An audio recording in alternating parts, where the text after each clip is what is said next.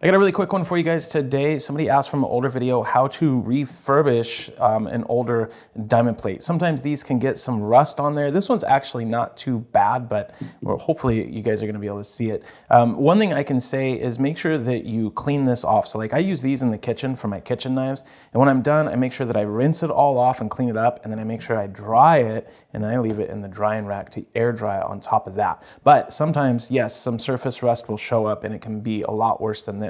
I use these.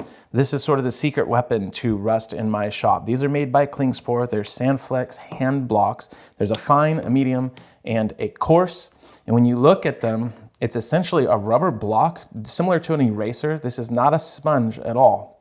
It has some flex to it depending on which one you get, right? But it's just a rubber block with some carbide broken up bits in it, I believe, which means it's all the way throughout. In fact, if I break this in half, I'd be able to use both pieces the same. And what that means is that as you use it, more fresh material is going to come in, similar to using an eraser. So I don't want to get anybody to get this confused with it being an actual sanding block, because it's not. With a sanding sponge or block of sorts, the grit is only on the surface, which means you have to use it this way, and then once that wears out, you're done. These will last up until there's no more material left to actually hold on to. And the really cool thing is you can get all three of these for like $13 or $14, I think.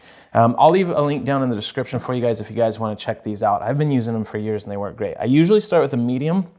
We'll see how well this works here. But literally just wipe it just like this, just like an eraser. And I start with the medium because a lot of times the fine is too fine. But let's just see how well that did.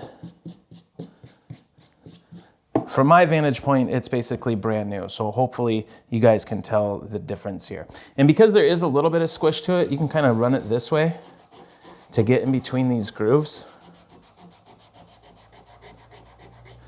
And I'll come back this way and you can see the little eraser poop coming off of it, as my kids and I like to call it.